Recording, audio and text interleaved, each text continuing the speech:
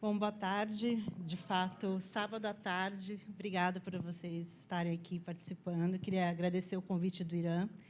Eu acho que um evento que fala de desafios não poderia deixar de trazer esse desafio, que eu considero um dos mais importantes no cuidado a pessoas com problemas relacionados ao uso de substâncias, que é o cuidado à comorbidade. Então, eu vou fazer um voo panorâmico sobre esse assunto. Eu tenho uma ambição com essa apresentação, que é convencer vocês sobre a importância da avaliação de qualidade, que inclui, para os profissionais que tratam, estudar psicopatologia, entrevista, história de vida, e para os usuários e os seus familiares terem informação sobre o papel da comorbidade no cuidado. Eu acho que falta muita informação sobre isso, e isso é um pedaço das razões porque muitos tratamentos acabam tendo resultados muito piores do que poderiam ter. Então, a minha meta aqui hoje é tentar trazer luz sobre a importância desse assunto. Vamos ver se eu consigo, né? Então, esse tema, esse é um tema, às vezes, desgastado, então eu quero recuperar um pouco o conceito para ficar muito claro para vocês do que a gente fala quando fala de comorbidade, né? Do ponto de vista etimológico, é a junção de contiguidade, uma coisa que está ao lado, que acompanha, de morbidade, que é doença, que é um termo... A gente pensa em mortalidade, ela está muito colada em mortalidade, fica ruim morbidade e mortalidade. Mas são doenças, transtornos ou quadros, ou até mesmo condições que andam juntas na mesma pessoa, sem necessariamente uma ter relação causal com a outra. Mas, certamente, uma interfere na outra, e por isso que é muito importante, quando a gente percebe isso dentro de uma situação clínica. E, quando a gente fala de uso de substâncias, eu vou falar, claro, que principalmente de comorbidade psiquiátrica, eu sou psiquiatra, mas tem um pedaço do cuidado que é ainda mais negligenciado, que são as comorbidades clínicas, o cuidado à saúde geral, que eu também vou falar um pouquinho, porque eu trouxe 4 experiências de trabalho de campo, de pesquisas que não foram teóricas, que foram pesquisas com pessoas, com intervenção que a gente fez lá na universidade. Antes de falar delas, eu vou falar um pouco, então, de por que eu acho esse assunto tão importante. A primeira razão é que, quando eu tenho uma comorbidade, muda o jeito que as pessoas se apresentam para o cuidado clínico. Muda a expressão, muda o curso, e, consequentemente, muda o prognóstico. Então, se eu não reconheço uma comorbidade, eu vou colocar no lugar do uso de substâncias uma série de coisas, ou, inversamente. Se eu estou olhando só para a depressão, por exemplo, eu não consigo enxergar que aquela oscilação que não faz sentido tem a ver com o uso de substâncias. Então, eu vou tratar mal, em última análise, se eu não reconhecer isso. Uma outra razão é que a gente tem um viés de olhar. Dependendo de onde eu colho esses dados, eles vão estar muito diferentes. Então, se eu colher na população, é uma coisa. Agora, se eu colher no meu serviço, um ambulatório terciário, dentro de um serviço universitário, eu vou ter taxas muito maiores. Porque, quanto mais presença de comorbidade, mais a busca de serviço. Então, quando a gente olha os dados, a gente também tem que saber de onde a gente está olhando. E, quando, dentro de um serviço, eu tenho mais busca, o que acontece na prática? As pessoas com comorbidade chegam mais, então, se eu fizer um corte transversal hoje no meu ambulatório, eu vou ter, provavelmente, em torno de 80% com comorbidades, que foi o que a gente levantou alguns anos atrás, mas isso contamina as minhas taxas de adesão, porque, se eu não trato bem a comorbidade, a pessoa busca mais, mas fica menos. Então, tudo isso vai influenciando muito, inclusive, como eu desenho a forma como eu vou cuidar, como a política pública vai ser desenhada, e se a gente já tem poucas políticas públicas para cuidado em saúde mental, poucas para cuidado em dependência química, muito menos para quando essas coisas acontecem juntas.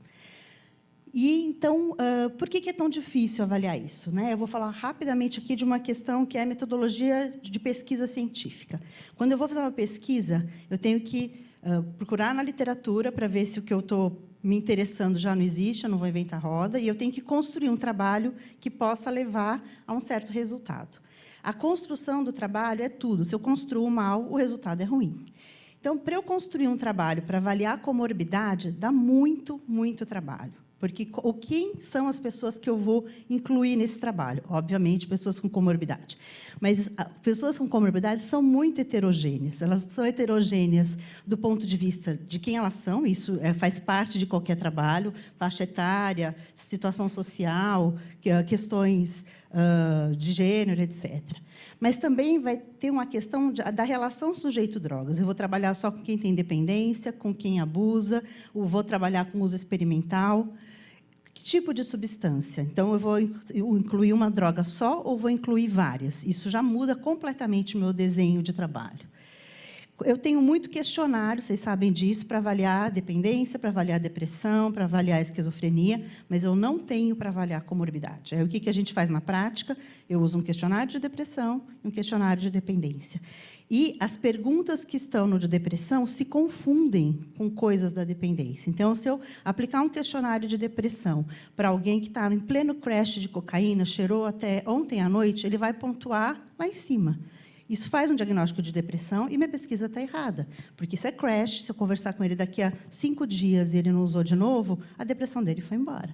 Então, a dificuldade de construir pesquisa nessa área faz com que a gente tenha tantos problemas. Um outro, momento de avaliação. Se eu avalio alguém num pronto-socorro que acabou de usar, a intoxicação está falando mais alto. Na semana seguinte, abstinência.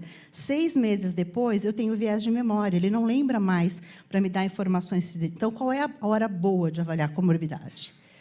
Sobreposição de sintomas, como eu falei, e a sequência temporal. O que veio primeiro? Quando a gente trabalha em comorbidade, o que a gente mais tende a querer achar? Uma causa. Então, fiquei deprimido, estava tão deprimido, fui usar droga para melhorar da minha depressão. É assim que está no livro, não é assim que está na vida. As pessoas têm uma tendência a querer encontrar uma causa para o que está acontecendo. Então, quando eu vou colher uma história com uma família, a tendência da família é dizer, foi por causa disso que isso aconteceu. E é natural que a gente queira achar uma causa. Se eu atendo um adolescente que está psicótico e usou maconha, é claro que a expectativa da família e minha também é que aquilo seja um quadro transitório induzido por maconha. Se ele não fumar de novo, a psicose foi embora. É claro que essa é uma expectativa, mas essa expectativa traz erro. Então, quando eu defino em que momento eu vou fazer e estabelecer a causalidade, eu vou ter que ter muito cuidado para não ter esses enganos de uma causalidade falsamente construída. Então, é só para deixar claro para vocês que é muito difícil estudar isso, é por isso que a gente tem uma literatura tão variada e ainda tão controversa. Apesar disso, a gente tem alguns dados bastante confiáveis. Esse é um deles. Quanto mais grave o uso, e aqui é gravidade de uso, maior o número de sintomas psíquicos. Isso é bem confiável. Então, alguém que usa a substância tem uma chance, uma vez maior, de ter sintomas, ou seja, não muda nada. Quem usa de forma problemática, isso aumenta 2 vezes, dependência aumenta 5 vezes. Então, esse é um dado bastante confiável e replicado. Esse é um outro dado de um estudo brasileiro, do Lenadia 2, que avaliou depressão na população. E aí, o que eles mostraram? Esses são dados de depressão na população geral. Diferença total, homens, mulheres. A gente sabe que depressão é muito mais prevalente em mulheres. Olha só quando eu avalio depressão em pessoas com abuso ou dependência de substâncias. Com álcool, com maconha e com cocaína. Todas elas, as taxas de depressão são muito mais altas e, de novo, muito mais altas nas mulheres. Então, isso faz muita diferença. Então, a gente já tem um pouco de dados nacionais, espero que a gente retome possibilidades de pesquisa e que a gente consiga ter mais informações, mas isso é bastante consistente. Esses dados são norte-americanos, para lembrar algo importante. Da onde é o meu olhar? Né? Então, aqui é a estimativa de transtornos mentais em pessoas que usam substâncias. Então, aproximadamente 1 em cada 3 usam de forma dependente, de forma grave, não uso não problemático, obviamente. E aqui, um pouco menos de 20%, 1 em cada 5, no inverso. Pessoas que têm um transtorno mental de base e o uso de substâncias. Então, se o meu serviço é um serviço que trabalha com pessoas com problemas de drogas, este é um olhar. Esse aqui é um outro olhar. E lá nos Estados Unidos, olhem que dado assustador, e eu acho que não é diferente no Brasil, talvez seja em alguma medida pior, 50% das pessoas que recebem tratamento em comorbidade, 50% não recebem nenhum tratamento para nada, 35% resobem só para os problemas de saúde mental, 4% para dependência e 10% para comorbidade. Eu não acho que aqui seja muito diferente. Então, algumas coisas que são bastante sólidas e que são importantes da gente reforçar.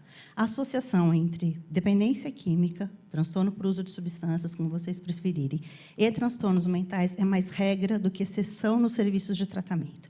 Portanto, não é possível alguém que trabalhe com dependência química não ter informação sobre transtornos mentais, não é possível alguém que trabalhe com transtornos mentais não saber sobre dependência química.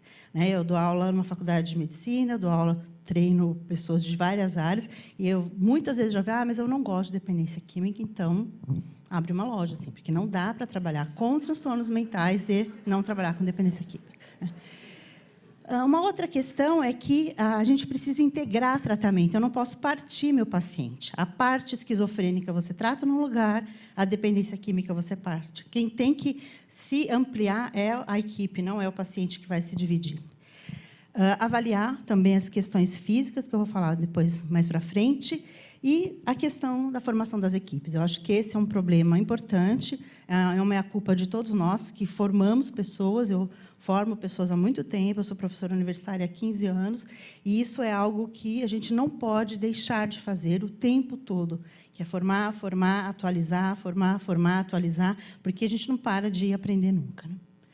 Então, tem muitos jeitos, é muito heterogênea as apresentações, mas eu trouxe aqui isso aqui que eu acho que é muito didático para a gente pensar no dia a dia do cuidado clínico.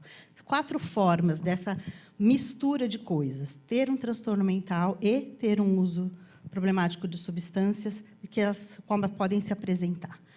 Primeiro, um transtorno mental, ou na base, quadro primário, e, em seguida, um abuso de substâncias. E aqui eu estou falando meio temporalmente. O inverso, o abuso e depois o transtorno, e esses dois, que eu vou dar um pouquinho de exemplo para vocês. Então, essa primeira hipótese, um transtorno mental de base com um uso de substâncias problemático subsequente, as pessoas chamam de hipótese da automedicação, Ela é muito razoável para a gente pensar, faz muito sentido, tem muito apelo. Então, por exemplo, a ideia de eu usar uma substância para aliviar sintomas ansiosos, beber para aliviar a ansiedade, ou usar uma substância estimulante para... Faz muito sentido isso. Ou para manter, eu tenho uma elevação de humor e eu quero que isso fique sustentado no high, então isso também é um motivo bastante bom. Ou mesmo para a socialização. Se eu tenho um transtorno mental, é muito mais fácil para mim ser aceito num grupo que talvez isso seja menos estigmatizado. Então, usar substância acaba sendo um certo veículo de pertencimento. Então, tem muito apelo, mas as pesquisas não são tão consistentes assim como a gente gostaria, porque tem uns furos. Por exemplo, a relação sintoma-droga. Se fosse tão lógico assim, as pessoas com quadros ansiosos, por exemplo, deveriam quase que exclusivamente usar depressor do sistema nervoso central. Não faz sentido usar cocaína, por exemplo. Se eu já sou ansioso, como é que eu vou usar uma coisa que me acelera mais? Ou o inverso. Isso não acontece. Há um aumento de taxa de uso de substâncias mais variado para substâncias. Então, isso quebra um pouco essa hipótese. E a outra é que não necessariamente um quadro mais grave leva a mais uso. Então, ela é uma hipótese que na clínica faz muito sentido e que a gente tem que investigar, mas em pesquisa ela não é tão sustentada assim. Uma outra possibilidade que tem sido cada vez mais estudada é a da supersensibilidade. É possível que a presença de um transtorno mental já modifique meu funcionamento cerebral e meu funcionamento na vida, e isso faz com que eu lide com substâncias, inclusive do ponto de vista biológico, de um jeito diferente. Elas ajam diferente. Então, e o que demonstra mais força sobre isso? Frequentemente, pessoas que já têm um transtorno mental usam menos droga e têm mais prejuízo. Então, sim, é possível que esse cérebro receba de uma outra forma. A inversa, que tem bastante apelo, e aqui um pouco mais de evidência, é ter um transtorno mental e ter uma dependência química e desenvolver um transtorno mental. Então, há uma correspondência genética para isso, isso pode acontecer, há uma maior ocorrência familiar. E algumas delas são bastante bem descritas na literatura. Uma delas é álcool e transtorno bipolar, principalmente álcool antecedendo um pouquinho a elevação do humor na fase hipomaníaca e maníaca. E a outra é maconha e psicose, que está super em voga discutir isso, porque maconha é assunto da vez. Então, qual é o papel da maconha de produzir, de fato, quadros psicóticos, que é uma relação bastante bem estabelecida, principalmente no uso precoce e pesado. Eu acho que isso também é algo que... Essa relação, eu vou me deter um pouquinho, porque eu acho que a gente tem sempre que falar sobre maconha e risco clínico. Fator comum. Então, o fator comum é, eu atendo um paciente, ele tem as duas coisas, e eu acho que uma coisa só foi a mãe das duas, ela nasceu da mesma raiz. Então, uma possibilidade que tem sido muito estudada é a disfunção neurobiológica. Vocês sabem que a maior parte das substâncias age no cérebro, num circuito que envolve dopamina, que é o mesmo circuito que envolve os quadros psicóticos, que é o mesmo circuito onde agem os nossos remédios para a esquizofrenia, por exemplo. Então, há, sim, um compartilhamento de circuitaria cerebral. Então, é possível que essa vulnerabilidade facilite que vai para um caminho ou vá para o outro. A genética, que em comorbidade é difícil de avaliar a genética, porque eu consigo avaliar a genética de quadros que se repetem. E pobreza e vulnerabilidade social também, a gente sabe que tem relação com aumento de chance de uso de substâncias e também de transtorno mental. E prejuízo cognitivo, talvez uma menor reserva facilitando. Ainda que a gente não consiga estabelecer se foi o ovo ou a galinha, essas duas ocorrências se atrapalham. Seja porque eu tinha um sofrimento, comecei a usar a substância para minimizar, o meu sofrimento tende a piorar, porque, enquanto eu uso pouco, ok, mas, quando eu começo a ter uma relação de dependência, isso atrapalha, piora a intoxicação, piora na abstinência, e eu vou entrando num ciclo que eu tenho que quebrar em algum ponto, então, não importa de onde ele comece. E por que diferença isso faz na clínica, né? Quais são as implicações? Uma é a mimetização do quadro. A gente erra muito no diagnóstico, quando eu faço o diagnóstico com morbidade nas primeiras semanas. Então, se eu avalio hoje, a chance de eu fazer um diagnóstico errado, a gente conversa isso muito no ambulatório, o Antônio está aí, a gente discute isso semanalmente. Eu avalio hoje um paciente que está claramente com quadro depressivo, mas estava usando até outro dia. Mas ele está deprimido. Os meus residentes falam, mas ele está muito deprimido. Professora, vamos entrar com uma sertralina. Se eu entrar com uma sertralina, ele vai voltar aqui daqui a algumas semanas melhor. Foi a sua sertralina ou foi, talvez, ele não ter usado mais? Eu não sei. Na dúvida, eu vou deixar a sertralina, porque vai que foi a sertralina. Então, eu entrei com uma medicação que talvez não fosse necessária, que tem efeitos colaterais, obviamente, mexe com libido, etc., e que talvez eu entre e que ele não pare de tomar nunca mais, porque as pessoas têm muita dificuldade de readequar a prescrição. Então, às vezes, nesse momento, a gente usa, às vezes a gente usa. Estou sendo muito franca com vocês, porque, às vezes, o paciente está muito grave, eu não posso arriscar. Né? Mas eu tenho que tratar sabendo o que eu estou tratando, eu tenho que saber que, provavelmente, eu estou tratando algo que talvez fosse autolimitado, mas está tão grave que não dá para esperar. Além disso, os nossos antidepressivos são lentos. Eles vão levar, antes de 2 semanas, não vai fazer diferença nenhuma. Então, pode ser que nem isso mude. Então, mas a gente precisa pensar nisso. Policonsumo é um outro problema. Se fosse uma substância, eu teria um pouco mais de clareza no raciocínio clínico. Quando são várias, como é que eu vou atribuir uma coisa ou outra? Outro problema, né? Tratar com fármacos quem usa substância. Então, como é que eu escolho os meus remédios, sabendo que eles podem ser misturados com substâncias de abuso? Não tem pesquisa que me permita medir isso. Nenhum comitê de ética vai dizer, olha, um braço você trata com tal remédio, a pessoa usa cocaína, no outro... Óbvio que ninguém vai fazer isso. A gente tem isso, pesquisa de laboratório. Mas eu não tenho certeza. Então, quando um paciente me diz, olha, eu posso... usar remédio com isso, ou eu tenho que parar, a gente tem que ser muito franco de dizer quais são os riscos reais, e eu tenho que escolher um remédio considerando a possibilidade de que ele vá usar. Eu não posso arriscar que isso não vá acontecer, e eu tenho que dizer isso francamente, porque, senão, se eu não explicar direito, o que vai acontecer é que, provavelmente, ele não vai tomar o meu remédio para usar a substância. Então, eu tenho que escolher algo que tenha menos risco. E, com isso, eu tenho subdiagnóstico, se eu tenho subdiagnóstico, eu tenho subtratamento, claro. E as consequências? Né? Quando há uma comorbidade não cuidada, aumenta a taxa de todas as coisas que a gente gostaria de evitar, né? Que é hospitalizações prolongadas, baixa adesão, detenção, perdas sociais e suicídio. Então, não é uma razão banal a gente falar de comorbidade, não é uma firula acadêmica, essa é uma questão clínica que faz toda a diferença. O uso de drogas e suicídio é um capítulo também difícil de pesquisar, muito difícil. A gente sabe que muitos suicídios que envolveram o uso de substâncias aparecem como acidentes. Então, a gente tem que... A pessoa errou a mão, bateu o carro, etc., mas a gente não sabe o quanto que de ideação suicida estava por trás daquela atitude. Então, essa é uma área também muito importante da gente pesquisar. O álcool é o mais pesquisado, de longe, né? Então, a gente sabe que há uma associação muito grande de dependência de álcool com suicídio. O álcool tem a pior combinação para quem está com ideias de morte. Ele aumenta a impulsividade, ele atrapalha a minha capacidade de avaliação crítica. Então, muitas vezes, uma tentativa que seria de baixa letalidade não era uma ideação muito forte. Mas, como eu não estou bem, eu estou intoxicada, eu não sei avaliar o risco do que eu estou fazendo, eu acabo tendo uma tentativa muito mais grave e, às vezes, um suicídio efetivado que talvez pudesse ser evitado.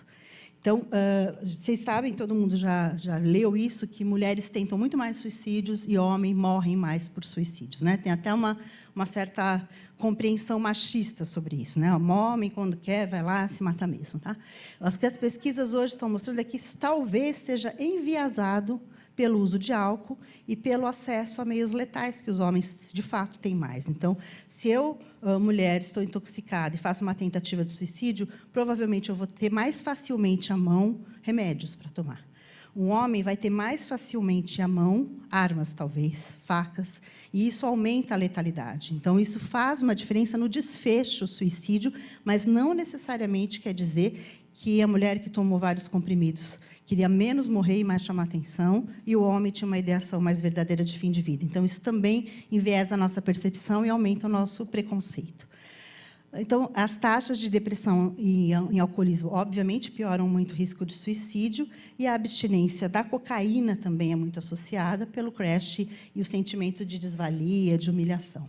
Então, o comportamento suicida é algo absolutamente necessário de ser investigado. É difícil, é uma aula difícil no curso para a gente dar com os alunos, como é que a gente conversa sobre isso, como é que eu pergunto. Ainda tem muitos mitos de que perguntar sobre suicídio vai dar ideia, ninguém vai se matar porque você está perguntando. Ao contrário, perguntar dá a chance que a pessoa fale e tenha ajuda, mas é difícil para as pessoas fazerem essa pergunta e elas têm que aprender a tatear, né? Da ideia passiva de morte. Você já pensou que talvez seria melhor estar morto? Para você já pensou em fazer alguma coisa para morrer? Você já fez? Você já procurou como faria? Já planejou? Já tentou? Então, tem toda uma escadinha que vai facilitando a pergunta e depois a resposta. Então, vou falar brevemente das substâncias relacionadas à comorbidade mais estudadas, né? O álcool e a comorbidade, a associação é muito alta, os estudos falam de 2/3, depende do serviço que eu estou pesquisando.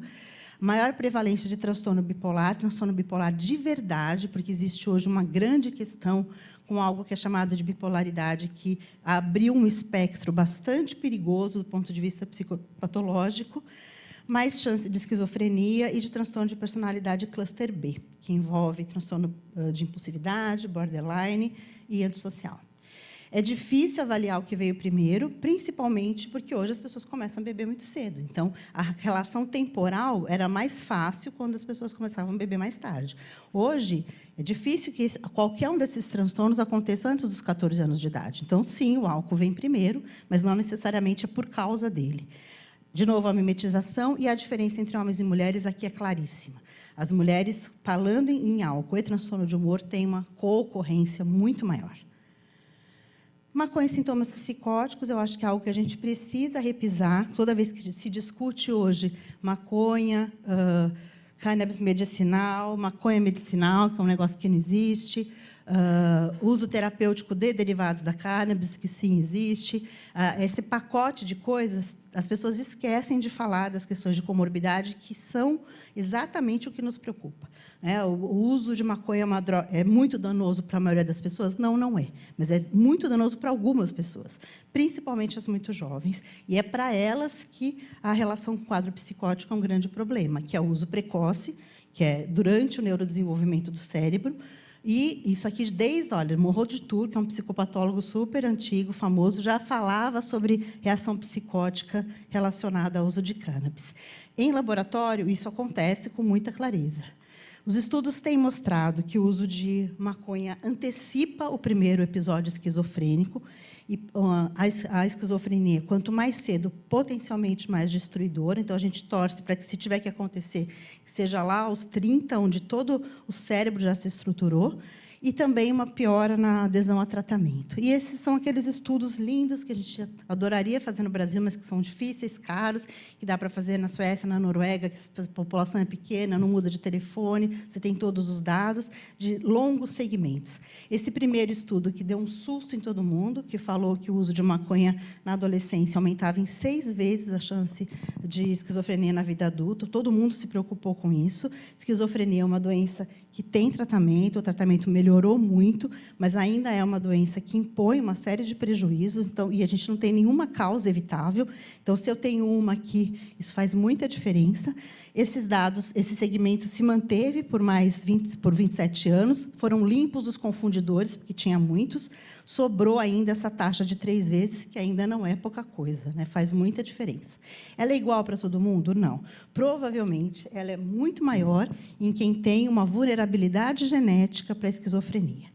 A questão é que eu não sei quem tem uma vulnerabilidade genética. Eu sei quem tem uma genética óbvia. Tem um pai esquizofrênico, uma mãe, uma tia, um avô. Mas eu posso ter uma carga genética e não ter uma expressão genética. Está lá, guardadinho, esperando um start. Então, e para algumas pessoas pode ser esse start. Quando a gente conversa com o adolescente, uma das coisas importantes, obviamente, além de perguntar se ele tem um familiar para conversar sobre isso, é perguntar como é que ele se sente quando ele fuma. Quem tem uma experiência anômala, quem, ao invés de usar maconha, fica dando risada, esperando o tempo passar e tem larica, fica encanado, por exemplo, esquisito, ideias um pouco estranhas, isso é um preditor. Quem desenvolveu a psicose lá na frente conta que, lá atrás, quando fumava, não ficava igual aos amigos, ficava diferente. Então, isso é uma coisa que a gente precisa conversar francamente com os nossos adolescentes e, francamente, com quem tira os adolescentes da discussão sobre maconha, né? Então, e hoje a gente tem outros complicadores. Dose, teor, quantidade de THC, né? A gente tem muitas maconhas no que se chama maconha, personalidade, predisposição, esses sintomas, como eu falei, e esses quadros que se instalam de forma mais ou menos rápida. Cocaína tem também uma associação com comorbidade muito importante, com comorbidade com álcool, obviamente, mas também com transtornos de humor, é muito elevada, e, de novo, personalidades cluster B. E isso certamente compromete muito o tratamento e faz com que muitos dos tratamentos não aconteçam bem, porque a gente não está adequando o tratamento à comorbidade. E tabagismo, né? Eu sei que vocês tiveram uma discussão sobre tabagismo aqui, inclusive, no lugar da dependência. Tabagismo é sempre difícil de falar, né? Às vezes as pessoas vão deixando o tabagismo para o final e nunca chega a hora de falar sobre ele, né? Na realidade, se eu tenho uma pessoa que eu cuido, que tem policonsumo de substâncias, se ele não morrer por causas violentas associadas ao uso, é de causas relacionadas ao tabaco que ele vai morrer, né? Então, ele vai perder 15 anos de vida e vai morrer com falta de ar, com câncer, etc. Então, não é algo para não ser discutido. É muito difícil, já parou tanta coisa, vai parar. Não, isso é desqualificar o investimento na saúde dos nossos pacientes. A gente tem que tratar em todo mundo, inclusive nas pessoas que já fizeram um grande esforço de parar outras substâncias. A prevalência é muito alta, menos hoje, mas ainda é muito alta. É difícil, às vezes, de tratar, porque parte do meu arsenal para tratar tabagismo envolve motivação, e isso está misturado nesses quadros, envolve usar medicações que, às vezes, eu não posso usar, mas eu preciso colocar o cuidado do tabagismo dentro do tratamento, e isso, às vezes, fica de lado. Uma vez eu propus fazer tratamento de tabagismo num CAPS, em Campinas, e eu fui super pouco acolhida pela equipe, mas eu fui super bem acolhida pelos pacientes, né? Que queriam parar de fumar. Vários, alguns não, obviamente, não é obrigado, quem quiser, mas a equipe achou que isso ia atrapalhar, descompensar os quadros, etc. E, quando eu penso nessa relação, não é com qualquer transtorno mental, mas é claro que alguns precisam ficar um pouco mais no nosso radar, né? Os transtornos externalizantes na adolescência, principalmente TDAH e transtorno opositor. TDAH hoje tem um monte de fake news em cima, é difícil de lidar. Criança que não tem TDAH, mas tem problemas de comportamento, recebe diagnóstico.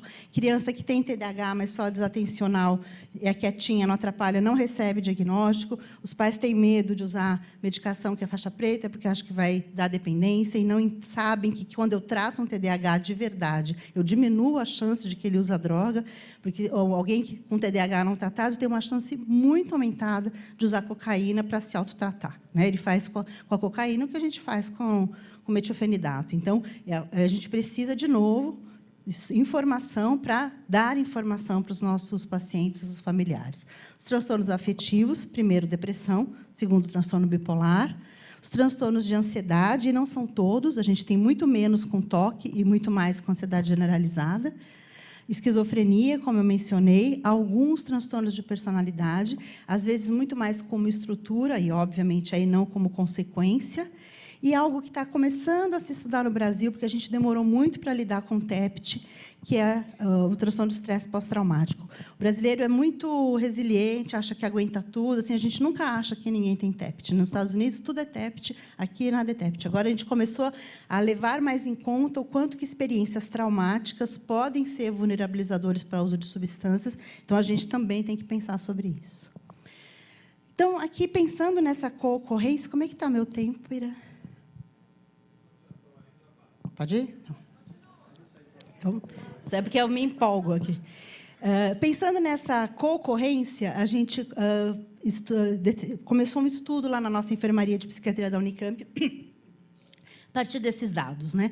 1/3 dos pacientes com quadros psicóticos preenchiam critérios para duplo diagnóstico, internavam mais jovens, tinham pior prognóstico. Então, lá na enfermaria, a gente tem uma enfermaria pequena, de 14 leitos. Campinas tem muito pouco leito de internação hoje. A nossa enfermaria não é uma enfermaria de internação para pessoas com transtornos por uso de substâncias. É uma enfermaria para pacientes com transtornos mentais graves, alguns dos quais também usam substâncias. Algumas vezes eu consegui internar pacientes com dependência pura, mas isso é incomum. E esse foi o trabalho da Marjorie, minha aluna de mestrado na época, que agora vai defender o doutorado, Marjorie Bíscaro, e ela avaliou 110 pacientes que internaram na nossa enfermaria por questões de transtornos mentais graves. 35% tinham esquizofrenia, 27% transtorno bipolar, 24% depressão grave, catatônica, grave psicótica, grave, que precisava de eletroconvulsoterapia.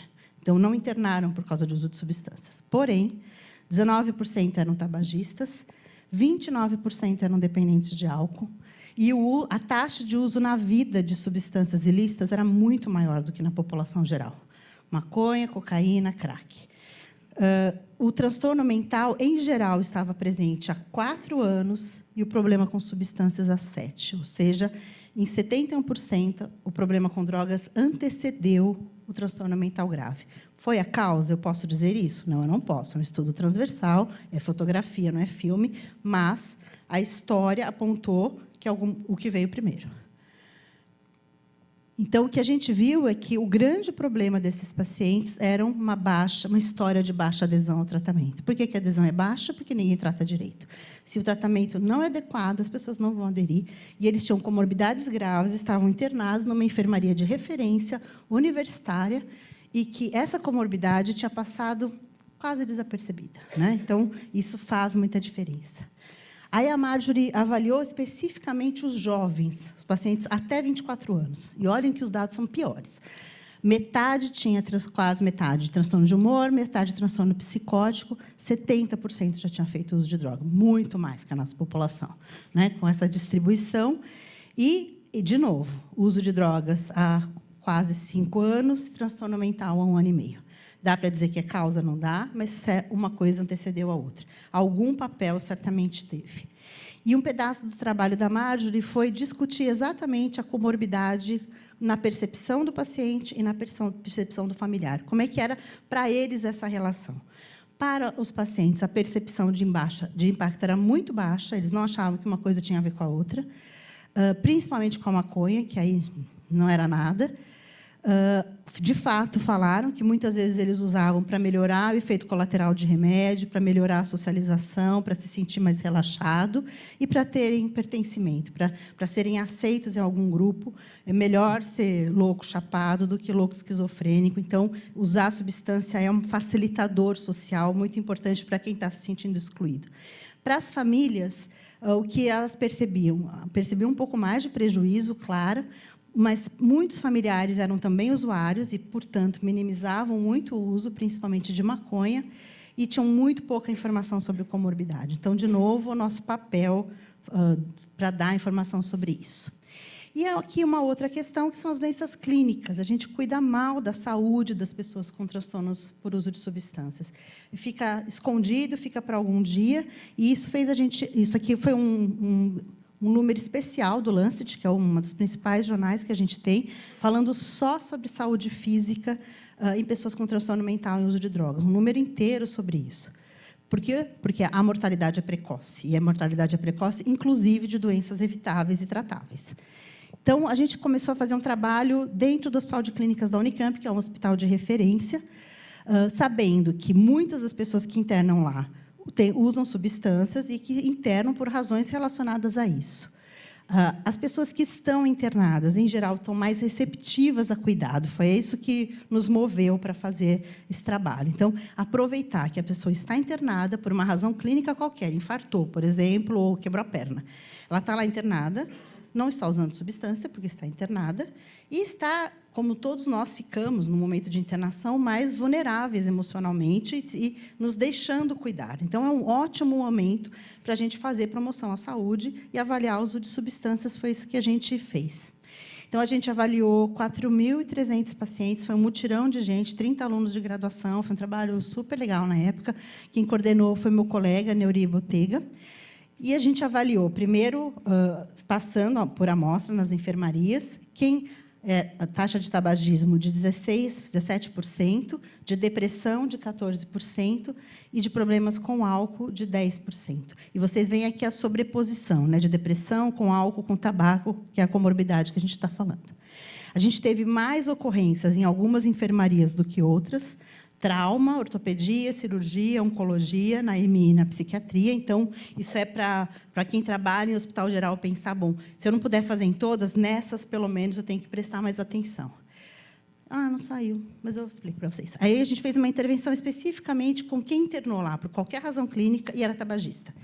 Conversamos com esse paciente, aleatorizamos em 3 braços, o que dá um pouco de agonia, mas pesquisa é assim. Um braço a gente não fez nada. Um outro braço, a gente fez uma orientação enquanto ele estava internado e telefonamos em 6 meses. E o outro braço a gente fez uma abordagem motivacional, não foi uma entrevista motivacional, mas uma abordagem motivacional, e telefonamos para esse paciente 6 vezes ao longo de 6 meses para perguntar como ele estava, se ele tinha procurado tratamento, etc. E vocês veem que os resultados são muito significativos, né? Faz muita diferença. Quem recebeu a intervenção mais alta teve muito mais taxas de cessação e de diminuição do número de cigarros. Então, não dá para desperdiçar uma internação e para abordar, por exemplo, o tabagismo. E um outro lugar absolutamente privilegiado para a gente fazer cuidado ampliado é a unidade de emergência. Muitas pessoas com transtornos por uso de substâncias só se tratam no pronto-socorro. Não vão na unidade básica, não vão no médico de rotina, vão no pronto-socorro quando precisa. Então, quem está no pronto-socorro precisa saber disso e precisa aproveitar essa ida para que ele seja melhor. Então, esse foi o trabalho de doutorado da Karina, que foi minha aluna, agora ela é professora lá na Unicamp, e a gente avaliou 500 pacientes, 435, que chegaram no nosso pronto-socorro por trauma físico. Bateu o carro, caiu do telhado, caiu da moto, acidente físico, ortopedia, cirurgia. E avaliamos uso de substâncias, inclusive com exame toxicológico, obviamente, para quem concordou. Com exame toxicológico. Vocês vejam que taxas absurdamente altas de exames. Isso aqui é exame, não é informação, exame positivo. Para álcool, foi o que menos nos surpreendeu, 20%. 19% cocaína. A gente conseguiu uma parceria com o IPQ da USP, analisar metabólito, deu para separar cocaína de crack, então 11% crack, 13% THC, imensa concentração aqui, acidentes de moto, de motoboys, muito alto de THC, quase que concentrado. E aqui, cocaetileno, que é o metabólico de cocaína mais álcool. Ou seja, aquele acidente, dá para eu dizer que foi por causa do uso? Não, mas ele teve o acidente e tinha usado. Isso eu posso dizer com certeza, porque a gente colheu o exame nas primeiras 48 horas. Eram pacientes com uma idade média de 34 anos, 36, desculpa, e 8% morreram desse acidente. Então, olha o impacto do ponto de vista de saúde, de morbidade e populacional e de custo para a nossa sociedade, para as pessoas nessa idade morrerem por um acidente que, talvez, uma boa parte deles poderia ter sido evitada. E o outro trabalho foi da Vitória. Ela acompanhou todos os pacientes que chegaram no nosso pronto-socorro pela psiquiatria. A Unicamp tem um pronto-socorro de psiquiatria. Foram 1.500 pacientes. Desses, um quarto, mais ou menos, foram por causa do uso de drogas. Então, quando a gente perguntou por que ele foi, tinha um problema com droga, mas ele disse a principal razão por uma comorbidade psiquiátrica, foi o que levou ele para tratamento. Então, de fato, a comorbidade faz buscar mais tratamento. Outros queriam se tratar, outros intoxicação, abstinência, etc. Então, o pronto-socorro é o lugar, é a porta de entrada, é ali que a gente precisa capacitar para que o tratamento seja mais efetivo. A comorbidade, vocês vejam como ela era frequente, quadro psicótico, depressivo, crise de ansiedade. E a Vitória seguiu esses pacientes, então, eles iam no pronto-socorro, ela entrava em contato com eles na próxima semana, menos de uma semana, e eles levavam uma cartinha, olha, você vai entrar em contato com você, uma pessoa, para convidar você para vir no ambulatório um dia. Ela entrava em contato por telefone, fazia um convite para eles virem no nosso ambulatório na próxima semana ou na outra, só para saber como ele estava e se ele tinha ido para o tratamento para onde ele foi encaminhado. E se ele não tinha ido, e a imensa maioria não tinha ido, porque provavelmente a orientação foi ruim no pronto-socorro, ela facilitava o acesso. Encaminharam você para o CAPS da sua cidade. Eu vou ligar lá, perguntar quando é o acolhimento, e você já vai sair daqui com um nome e um dia. Só isso, nada mais complexo, nada mais caro. E avaliou depois de 1 mês e 3 meses. Vejam que diferença no ponto de vista de busca de tratamento e de redução no uso de substâncias. Projeto super barato, a gente fez, inclusive, sem financiamento, está errado, tem que fazer com financiamento, mas fizemos sem, e com um resultado que faz toda a diferença, aproveitando a ida no pronto-socorro. E o desafio no cuidado, então, é o tratamento da comorbidade. Tudo bem? Você está me olhando já, Ira? Não? Estou acabando. O que a Associação Americana sugere para o tratamento da comorbidade? Que, no início, ele seja mais intenso, que eu considere o que vai mudar no transtorno mental se ele parar de usar droga, porque, às vezes, a droga estava equilibrando alguma coisa, o comportamento suicida, a agressividade. E aí eu acrescento algumas coisas para a nossa realidade local. Para começar, de um cuidado, um acesso facilitado a tratamento, isso é fundamental, não dá para burocratizar, colocar obstáculo, marcar semana que vem, mês que vem. Acesso facilitado faz toda a diferença. Uma boa avaliação inicial, boa história clínica, saber o que eu tenho que pesquisar, porque história clínica não é história comprida, história clínica é história bem dirigida, eu tenho que saber. Às vezes, os meus alunos de 4º ano fazem umas anamneses de 8 páginas. Se eu espremer, não sai o que precisa, porque eles não sabem o que perguntar. Então, eles têm que saber dirigir a anamnese. Estabelecer vínculo no começo, absolutamente fundamental. Ver se o paciente sabe sobre a comorbidade, o que ele pensa sobre isso, fazer uma proposta de cuidado compartilhada, que provavelmente aqui vai envolver redução de danos, então a gente tem que lidar com a realidade como ela é, o que é possível para aquele paciente naquele momento, informar paciente e família, e se eu for entrar com medicação, eu tenho que levar em conta que sim, ele pode misturar com droga e eu tenho que ser medidas de segurança. Depois, pensar nos alvos de cuidado, lidando melhor com a comorbidade, integrar as estratégias e rever sempre que o plano está adaptado. Às vezes, a gente faz um plano no começo que não funciona mais daqui a 2 meses, e a gente precisa rever, porque a vida dos pacientes muda. Aonde deve ser esse tratamento? Depende. Depende do que é mais importante para o paciente, depende do quadro preponderante, depende de eu ter uma rede que funcione. Então, eu posso ter, se é um paciente com uma esquizofrenia, com comprometimento e uso de substâncias, talvez um lugar mais habilitado a tratar com transtornos mentais tem uma equipe um pouco mais favorável, a inversa também. Mas, de novo, todas as equipes têm que ser capazes de cuidar em alguma medida. É claro que todo mundo tem uma certa expertise, mas não dá para dizer, olha, ele tem comorbidade, então não fica aqui. Não cabe num lugar, não cabe no outro e não cabe em lugar nenhum, então isso não pode acontecer. Ele devia estar na nossa rede, que devia ser essa, né, articulada, resolutiva, que onde os serviços se conversam, onde o paciente vai onde ele precisa.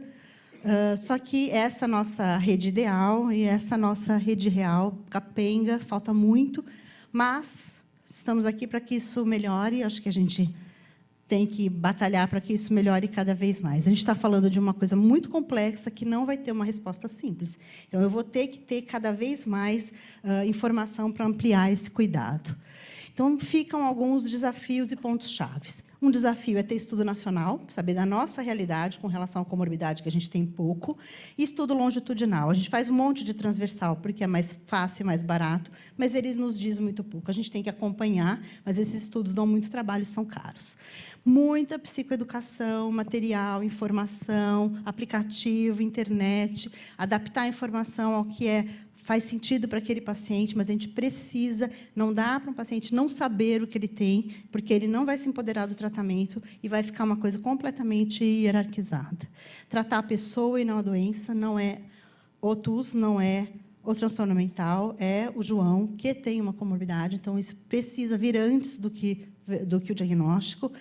E os profissionais precisam acreditar que tem que estudar, que tem que fazer supervisão, que tem que discutir caso, que tem que vir em eventos, atualizar. O que a gente aprendeu na faculdade mudou. Então, a gente tem que estar sempre aprendendo. E uma coisa que a gente precisa aprender muito é psicopatologia, para fazer diagnóstico. Fazer uma boa entrevista, saber a diferença entre uma alucinação e uma ilusão, saber uma diferença entre delírio e uma ideia prevalente.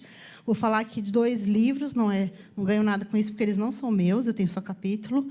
Um é o livro do Paulo, que quem fez faculdade na área conhece, porque é uma referência nacional sobre psicopatologia, é o melhor livro que a gente tem. E esse aqui é um livro que a gente lançou para estudantes em avaliação psiquiátrica. Um capítulo para cada síndrome, super simples, mas que tem coisas muito importantes para a direção do cuidado. É isso, obrigada. Muito obrigado, doutora Renata. Veio correndo, aniversário da filha ontem. Eu falei assim, eu vou. Muito obrigado a todos, a todas. Vocês não sabem como é gratificante receber vocês aqui. Não sabem como é uma honra receber a senhora. Eu falei no Free Mind, doutora, o Irã, estou correndo. Falei, tudo bem, eu vou fazer um convite. Será em novembro, vem. Ela falou, manda. Aí ela ficou sem falar com a gente, daqui a pouco na semana. Quando é? O que eu vou falar? Então tá bom. E veio. Muito obrigado. Obrigado ao silêncio de vocês, ao carinho, esses 3 dias. Quem veio hoje, quem veio quase ontem. Quase ninguém fez silêncio de dormir, eu prestei atenção. Não. Acordados. E, por favor, terminando aqui, a doutora Renata vai atender vocês, vai bater um papo aqui agora. Eu vou ter que liberar o teatro para a gente poder... Tem uma pergunta? Tem uma pergunta no vídeo? Tá bom. Então, a gente vai responder essa pergunta, uma salva de palmas, e lá fora a gente vai. Vamos lá. Pode ler a pergunta, doutora. Dependência química e transtornos de uso de substância é parte da grade curricular no curso de medicina? Na Unicamp. Rogério, quem é o Rogério? Ele aqui. Na Unicamp, sim. Em 3 momentos. Na disciplina de neurociências, que a gente fala de bases cerebrais dos transtornos mentais do uso de substâncias, a gente fala da correlação. No 3º ano, na semiologia, que a gente conseguiu incluir a semiologia do estado mental, que antes não tinha, era só a escuta cardíaca, né? Agora a gente tem estado mental, e isso inclui a avaliação de morbidades e comorbidades. E no 4º ano, que é quando eles passam nos serviços, inclusive no ambulatório de dependência química, que eles veem isso o tempo todo. Muitas faculdades abordam. A gente teve um evento essa semana para discutir o ensino de psiquiatria no curso de medicina. A Escola Paulista que faz, o USP faz, PUC faz, então vários, porque não tem como não falar disso, não dá como trabalhar em medicina e ignorar, no mínimo, tabagismo e álcool. Impossível, né? Eu posso não tem especialidade. fazer uma pergunta em cima da pergunta do Rogério? Quando fala parte da grade curricular da medicina, do curso, é porque, obviamente, está lá No ano que vem vai estar de novo. E muito se fala é uma coisa, parte da grade é outra. Ainda tem, porque quando eu me formei na FMU, não se falava de dependência química. Ah, vai lá, comenta, ali trabalha, comenta, Irã. Era assim. Em algumas universidades, sim, é parte da grade. A porcentagem é o quê? A gente está falando de 5%, 10% da parte curricular? Não. Ou todas agora elas têm? Muito menos. Muito menos. Não, quantos da grade ou quantos das escolas? Quantas universidades, unidades de ensino têm na parte da grade? Eu imagino, agora é um achismo mesmo, que é a Unicamp e a Unicamp. Quem mais? Não. Unifesp, óbvio, né? Não. Eu acho que o tabagismo recolocou o lugar das dependências no currículo. Porque, como o tabagismo está na base das nossas principais morbidades evitáveis, o tabagismo tem sido falado em clínica médica, em várias áreas. E o tabagismo acabou abrindo a porta para outras substâncias. Para outras dependências. Porque o evento teve um questionamento, inclusive no Google, né, a palavra química. E a gente tirou e colocou dependências, porque hoje não se fala mais só de dependência química, a gente fala de dependências como um todo, especificamente as mais severas, uso de álcool, né, uso de outras substâncias, medicamentos, mas não tem na grade, não tem na grade. Eu espero que os meus netos, ou então que a gente ainda veja isso sendo como obrigatório, porque como é que eu vou falar, eu vou mexer com a cabeça das pessoas e não vou falar de dependência? É meio surreal, né, doutor? É meio incongruente isso. Doutora, comenta, por favor, isso, você que contou que fez a tese de doutorado dela, sabe onde, Tony? Onde ela fez a tese de doutorado dela? Com padre, através do Padre Caso. A gente está falando do século passado. E a psicologia, não, guardando as devidas proporções de idade, a psicologia não tem. Minha colega aqui se formou agora, também, junto comigo, e não tem na grade curricular dependência química. Estou falando de 13% da população alcoólatra. Eu acho que tem mais do que tinha antes. Acho que as gerações novas pedem mais do que nós pedíamos, porque eles estão vendo que isso está acontecendo, e os estudantes passam em campos de estágio. No campo de estágio, o estudante vê. Portanto, se ele vê, ele tem que estudar, né? Eu não posso passar num CAPS, ver um paciente com comorbidade e voltar para casa e não fazer nada com isso. Eu tenho que estudar. Então, você entrar em contato com, né, tá na clínica, você atende um paciente que o pai é dependente de substância. Você tem que estudar do que aquilo. Então, acho que também existe uma certa passividade que a gente tem que mudar. O mundo mudou. Então, a matéria é dada, mas, ou quando não é dada, eu tenho que também correr atrás de algo que é tão prevalente. Então, tem que estudar. Então, eu queria informar vocês que a rede de ensino ainda não está se mobilizando, somos nós que somos clientes da rede de ensino, que vamos nos mobilizar para poder atender os nossos clientes logo depois que a gente se forma. Graças a Deus, na Unicamp, isso não acontece. Não, espero que a gente ensina. O quanto que eles... Depois eu não consigo medir ainda. Então, a gente ainda vai ver um mundo melhor, né? Em todas as faculdades de psicologia, de medicina, tem que ter a matéria. Gente, muito obrigado, sejam bem-vindos. Agora, ao final, a gente vai falar. Eu quero agradecer a Oasis, quero agradecer ao CT Novo Mundo, à Plena Residência, à Plena Recuperação, a Faces e Vozes, que está aqui apoiando, a todos que fizeram convites, a senhora convidou, ao pessoal da Livraria Cultura, que pacientemente, a equipe que está aqui junto, e ano que vem tem mais. Vamos entrar com tudo. Elias quer falar. Elias vai falar depois. A Júlia vai bater.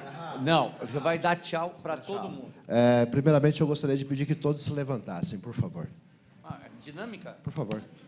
Você agradeceu todo mundo, Irã. Então, eu gostaria que todos nós agradecêssemos a esse evento. Muito obrigado, Irã. Imagina, feito.